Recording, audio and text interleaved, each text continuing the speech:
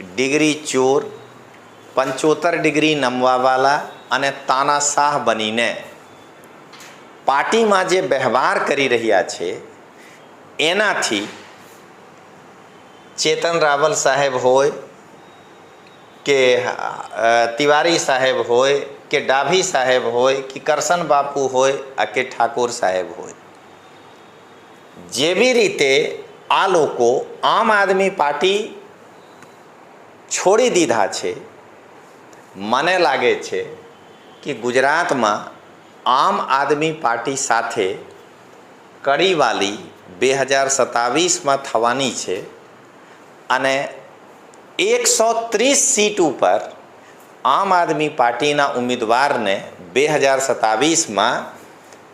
જમાનત જપ્ત થઈ જશે એ મને લાગે છે।